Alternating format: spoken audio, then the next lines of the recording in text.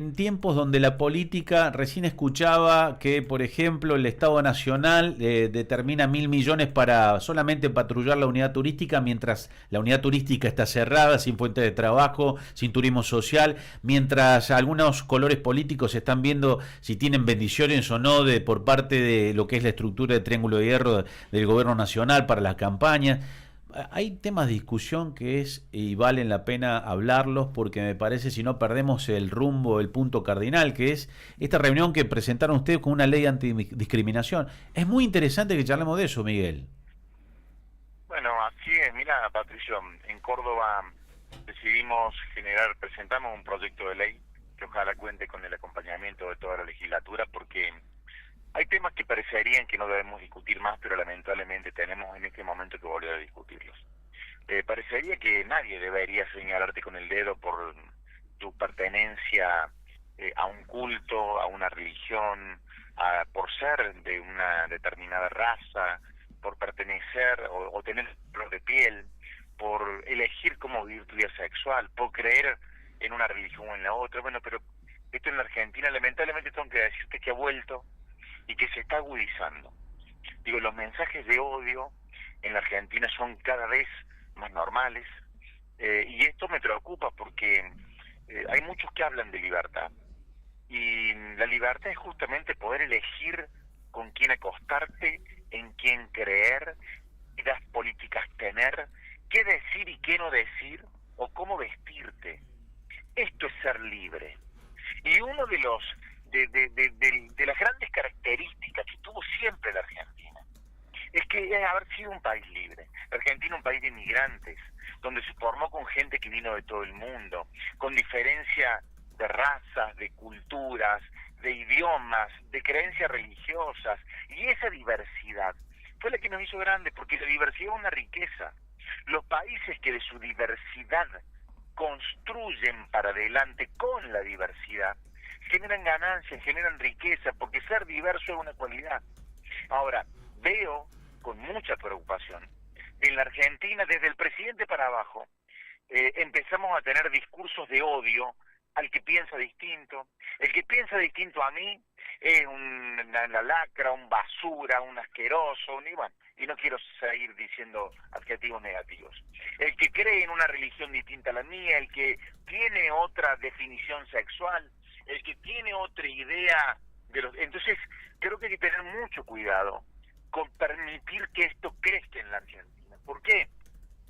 Porque así comienzan las divisiones en un país y así se eliminan las libertades en un país. Por lo tanto, esta ley plantea no solamente acciones del Estado, sino acciones de los ciudadanos frente a discriminaciones de privados del Estado.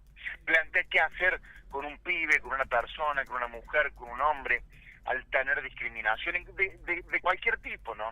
Discriminación racial, religiosa, sexual, laboral, porque quizá para muchos este es un tema menor, pero para alguien que tiene otro color de piel, para alguien que es de otra nacionalidad, para alguien que decidió vivir de manera diferente a la mía, su sexualidad, que decidió tener otras ideas políticas, muchas veces la violencia con que es tratado en la sociedad no le permite vivir dentro de una sociedad y desarrollarse. Entonces espero que esta ley sea, no te digo la solución, pero sea un granito más de arena en el que podamos combatir los discursos de odio, de violencia y de discriminación en la Argentina, ¿no? Yo creo que lo que más importante de esto que estamos charlando es que a mí me pareció tan noble saber que podemos discutir y podemos mantener en la escena de los medios este tipo de temas que no es más que lo que nos hace sentir que estamos avanzando, porque si me pongo a pensar y veo todo lo que tengo casi todos los días, tanto en la política provincial o en la política del interior, no son temas que son más que de campañas políticas, saber quién se cruzó de tribuna. Ahora, esta ley de antidiscriminación me parece tan noble porque estamos atacando lo que hoy es una problemática, que es el bullying. Estamos tal vez haciendo un bien para que la salud mental pueda tener un aliciente, porque también enmarca la salud mental. para que los jóvenes puedan entender que se tienen que dar estas discusiones y no nos tenemos que reír de alguien que esté o eligiendo una identidad de género o en este caso eligiendo vivir como vino al mundo. Y eso nos hace tal vez pensar profundamente que estamos trabajando para la sociedad y tenemos un compromiso, Miguel. Sí, mira, yo tengo claro, totalmente claro que quizá no sea lo que hoy dirían los chicos garpa. A lo mejor hoy, para tener muchos seguidores o para ser tapa de diario, o para que te retuiteen o que te pongan muchos corazones en Instagram, necesitas ser más disruptivo. Hoy se ha instalado en la política que hay que odiar, hay que criticar, hay que insultar, hay que ser vehemente, porque esto es lo que garpa. Y yo no creo que un dirigente tenga que hacer lo que garpa. Yo creo que un dirigente tiene que hacer lo que está bien. Bueno, lo que por lo menos para uno está bien. Y yo estoy convencido que el odio no construye nada positivo. O sea, de dos dirigentes políticos odiándose, de dos políticos insultándose, nada positivo se construye, nada surge. No es muy fácil. Yo por ahí veo la enorme discusión que siempre veo que tienen el kirchnerismo con la Libertad Avanza. Entonces lo veo a Milei insultándola a Cristina todo el tiempo. Y le veo a Cristina insultándolo a Milei todo el tiempo. Che, pero esto es lo más fácil de hacer. El desafío no es insultarse con quien te cae mal. El desafío es sentarte en una mesa a trabajar juntos con el que te cae mal. Porque los que ocupan un lugar público son empleados públicos. Y como empleados públicos, ya sea el presidente o el último funcionario de un gobierno municipal, es empleado público. Entonces vos no podés priorizar tu odio hacia el otro cuando tenés que tomar decisiones. La prioridad tiene que ser el diálogo, la construcción. ¿Y por qué presentamos esta ley antidiscriminación? Porque el odio baja de arriba para abajo. Si vos tenés un presidente que transmite odio, si tenés un director de escuela, si tenés un gobernador, si tenés un intendente que transmite odio, de ahí, de arriba para abajo, se construye el discurso de odio. Bueno, Miguel, ¿cómo te va? Mariano te saluda. Hola, Mariano. Te estaba escuchando y uno puede escuchar, hablando cuando hablamos de odio o de generar una grieta que cada vez se amplía con estos dichos donde el presidente se despacha, porque pareciera una normalidad de hablar en ese vocabulario donde insultar parece que estuviera bien.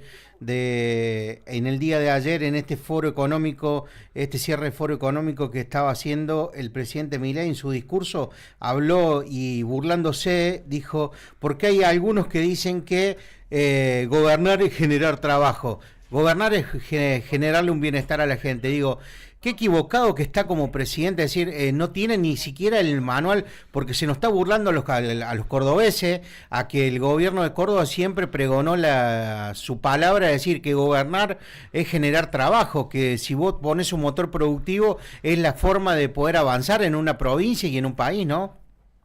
Mira, nosotros desde el gobierno, yo siempre pongo este ejemplo que viví hace meses.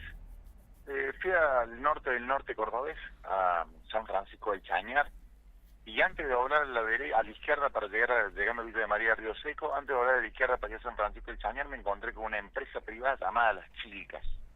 Ahí me recibieron a la chica, una empresa que genera maíz, carne porcina, carne vacuna, soja. Llegué a Las Chilcas, me atendieron sus dueños, hicimos un recorrido por la empresa y luego me invitaron a un café. Hice una visita como legislador. Y ahí me contaban que desde que el Estado llevó el gas al norte, Las Chilcas aumentó su producción un 700% y aumentó la generación de empleo un 350%. ¿Por qué? Porque aumentó su producción. ¿Y por qué aumentó su producción? Porque el Estado de Córdoba llevó el gas. Para nosotros, gobernar es dar trabajo. Pero hay que tener claro a qué le llamamos dar trabajo. Claro, dar trabajo no es nombrar gente en el Estado o en la MUNI. No, dar trabajo significa dar trabajo significa generar las condiciones desde el Estado para que pueda el privado invertir, para que pueda el privado generar empleo. Entonces, esta empresa es el claro ejemplo. Ayer miraba, Fiat va a construir en la Argentina una nueva camioneta.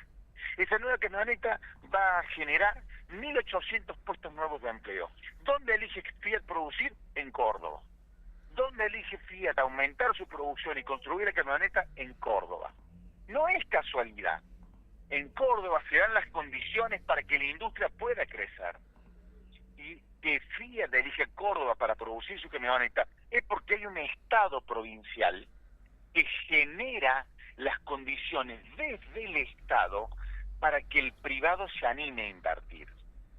Y esto es lo que nosotros decimos, gobernar es dar trabajo. Pero a esto nos referimos ahora. Alguien que no esté de acuerdo con esto, bueno, yo respeto todos los pensamientos. Obviamente, de nuestro pensamiento. Claro, exactamente, pero de ahí nos vamos obviamente a eso que decís. Yo entiendo que alguien no esté de acuerdo y lo respeto, pero también los cordobeses tenemos que entender que esta semana pasó algo crucial donde hay una política, una respuesta alimentaria de la política provincial, que es la inclusión, ¿no? Sobre el tema del Colegio Carbó, que después de 40 años hoy hay que tratar de sostener un poco, no solamente la educación, sino contener esos 2.000 chicos que empiezan a tener PAICOR, ¿no? Mira lo que me decís, Patricio. Se nos aumentó el uso del boleto educativo un 13%. Se nos aumentó el uso de las matrículas, el uso de matrícula en la escuela pública, es decir, de estudiantes de escuela pública, un 25%. Se nos aumentó ahora el uso de PAICOR, en este caso 2.000 personas más, 2.000 niños y niñas más van a comer en el Colegio Carbó. Pero el PAICOR aumentó cerca del 25% en total las raciones de gente que ahora acude a PAICOR. La salud pública aumentó el consumo, el uso del hospital público cerca del 30%. ¿Qué significa esto? Esto es la clase media. Esta es la clase media que nunca acudió al Estado para nada y que se está cayendo. Exactamente. Yo estoy convencido que nosotros somos un gobierno de clase media. Digo, el gobierno de Córdoba está dándole soluciones a esa persona que jamás acudió al Estado. Pero lo necesita ahora.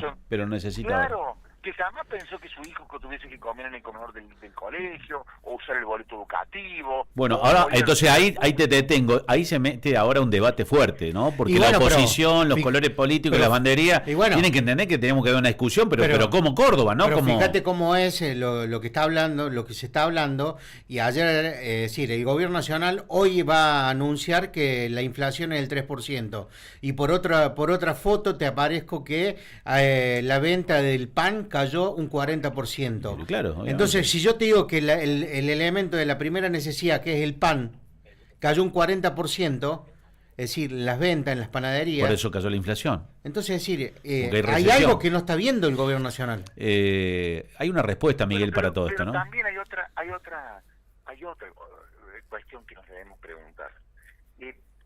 ¿Cuál es el rol del Estado?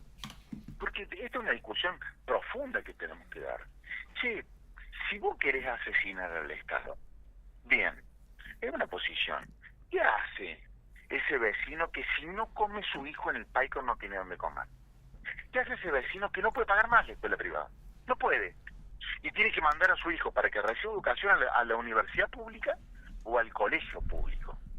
¿Qué hace el vecino que no puede pagar más la obra social privada y necesita ir a tener el parto, el sacarse una muela o bajarse la fiebre en el hospital público? Si vos matás al Estado, ¿a dónde va esa gente? Está totalmente. Claro, porque yo entiendo el discurso, che, al Estado hay que matarlo, claro. Si vos sos millonario y tenés obra social, va a la liquidez privada, tu hijo va a la mejor escuela, comes 4 veces por día, y bueno, sí, claro, haz lo que quieres con el Estado.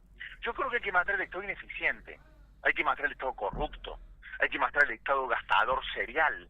Ahora, el Estado eficiente, al Estado que atiende a su gente, al Estado que genera superávit, al Estado que hace obra pública, al Estado que presta servicio, no hay que matarlo, hay que cuidarlo. Entonces guarda con este discurso de odio, anti-Estado, antidirigencia, porque es un discurso que está armado, entiendo yo muchas veces, solamente para premiar a aquellos que viven de la renta financiera. Y a mí me preocupa tener un país que cada vez apueste menos a la producción genuina y al generar empleo, y apueste más a los que especulan en la timba financiera de la Argentina.